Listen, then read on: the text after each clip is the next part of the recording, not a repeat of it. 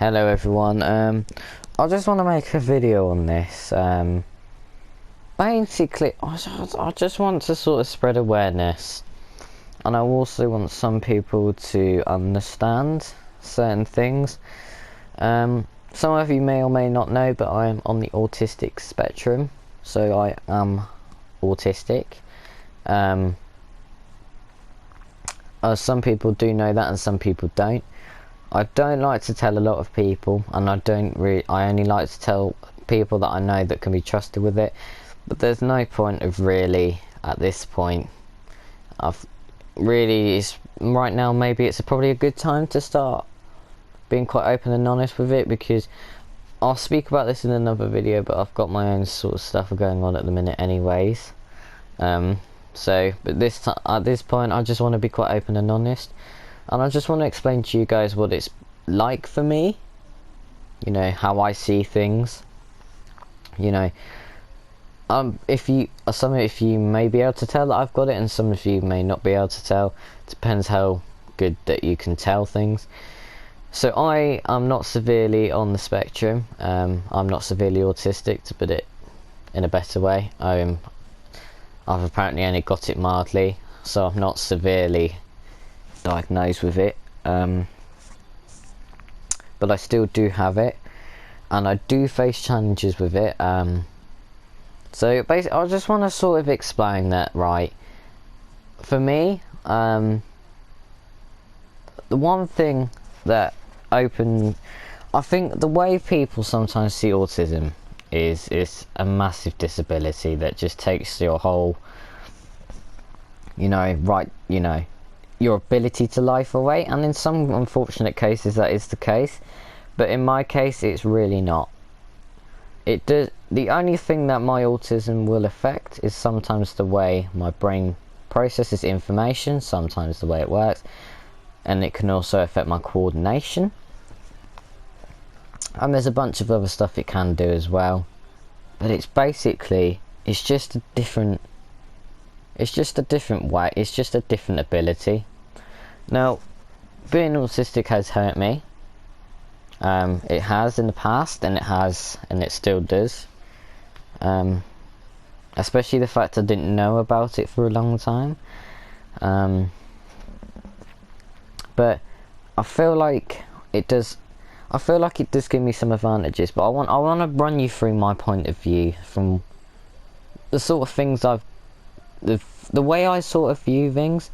Because the one thing that, you know, at the minute for me, even having the disability, I seem to be able to understand it quite well, and that's probably the best thing you can do with having a disability, is you need to know about it, and you know how to work around it and stuff like that. So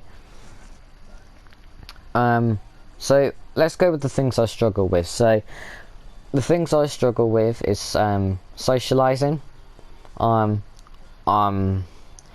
not very good at socialising. I don't like to talk to people. I'm generally incredibly quiet and shy. I sort of keep myself to myself and keep myself around people I'm comfortable with. I don't really like talking to random people or certain people, and that's for me. And that also comes down to a little bit of friendship. So a lot of you may know as well that I take friendships quite seriously, and the reason I'm very nitpicky with them, that I like things to be the certain way, that's generally because, you know, I don't have a million friends. I'm not popular, and that's not a problem, but it's I think I've got also this fear subconsciously that I'm gonna have no friends in the future, or that no one really likes me. So that's my sort of point of view on socialising, but I have a complete fear of it. You know, this is why that's definitely a problem.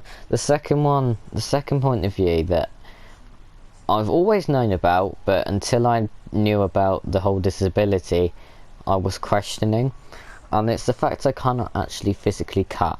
I know, sounds ridiculous, but I cannot hold a pair of scissors and I cannot physically cut.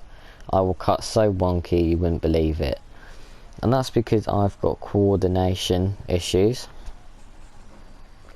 so my coordination isn't the best, and that can come down to the fact as well that, you know, I can't hold a pencil properly, I can't hold a pen like everyone else. I can't always hold the things in the right place. I might not have, you know,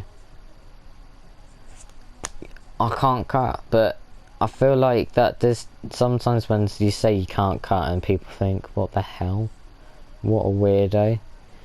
I think not being able to cut has been difficult for me, and I have tried and I've persevered and tried to do it, and it's just not working, and I think I've just given up on it a little bit. But it's something I may struggle with, but it's something we've got to work around.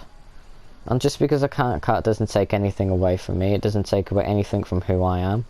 It's just a challenge I may face and something I may find difficult. But that's my view on that. Another thing has got to be how your brain works. Now, you don't need me to tell you that autism is on the brain. Basically, the whole thing affects the brain. And I will admit sometimes, you know, I'm very good at pointing out things about my disability. I'm very quick to judge on myself on it. And I know sometimes my brain's very busy. It doesn't shut down. It doesn't, well, we shouldn't shut down. Shut off, more should I say. You know, it's sometimes very chatty. And I find it very hard not to. And I very much pick up on those signs when that's happening.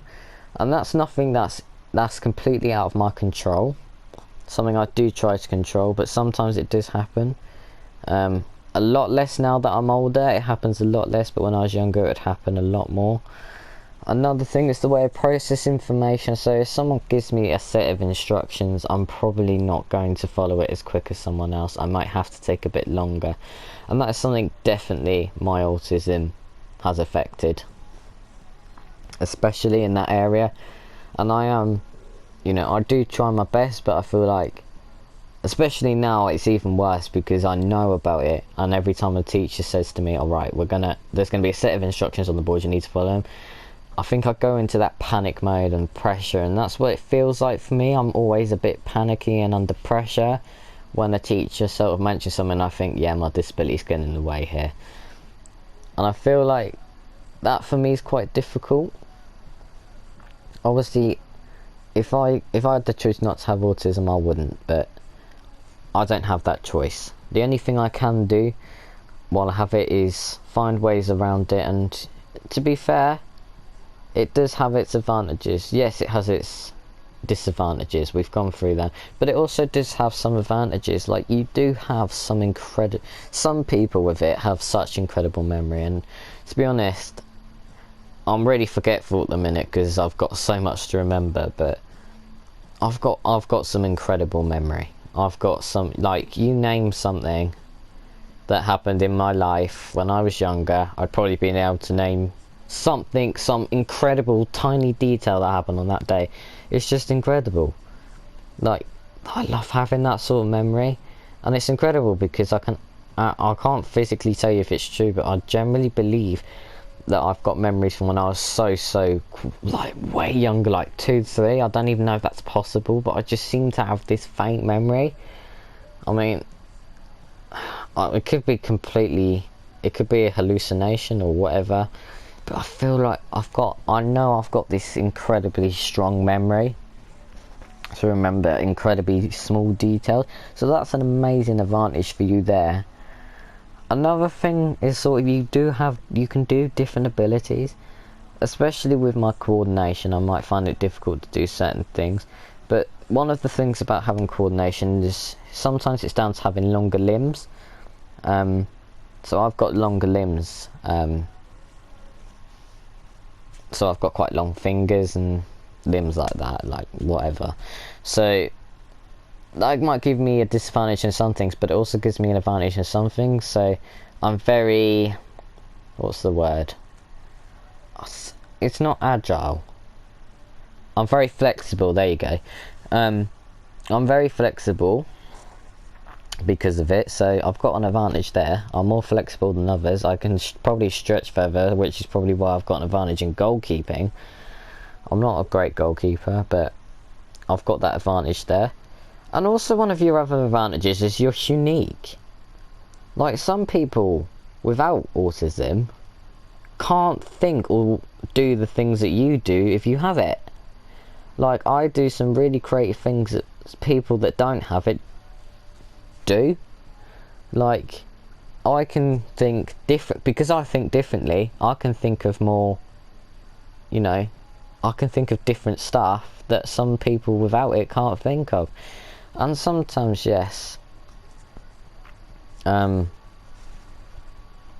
it's not always amazing. Maybe not everything that comes into the mind is amazing, but it's definitely given me an advantage of becoming more creative. And it's okay to be different. It is really okay. And if you have autism, especially, there's nothing to really be ashamed of. Do you know what? There is nothing. You may struggle in some things, but you need to take that and use it as an advantage, because you're just as an incredible human as anyone else. All you've got is a disability that gives you both advantages and disadvantages. Disadvantages and advantages. You know, you've just got to be you, and there's a reason you have it. There's a reason you have it, because you were one of those chosen ones that, you know, whether you believe in God or not, but I believe that God chooses those he thinks should have it, because he wants them to be unique. And I think every human being is unique, and I don't think people with autism should be made fun of. I think we should be respected. Albert Einstein, he had it. One of the smartest people in the world had it. So I think it's like you have difficult moments having it, and especially I don't really understand the spectrum as much as I'd like to, because I'm currently learning it. But one of the reasons I don't tell people is because I don't want to be judged. So I think we've all got to have respect for it. I mean, you know, I was quite afraid to tell my friends at school. I was quite afraid. I mean, my family knew before I did, obviously, but I was quite afraid to tell my neighbours. I was quite afraid to tell my friends at school.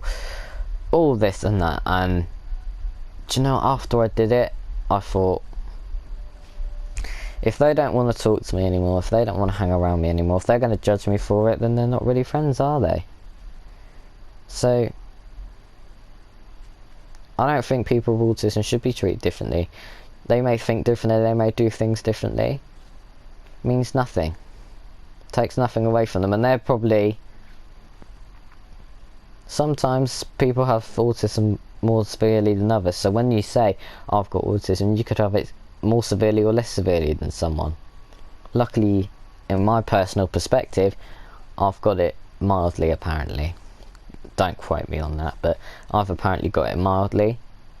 So I haven't got it severely at all. But I've still got it, but I don't really, you know, I'm trying not to let it bother me, and it's difficult. Having it is difficult. But it's a real... You've got to embrace having it. That's what my aunt said to me, you've got to embrace having it. So please take that away. And yeah, I will catch up with all you soon.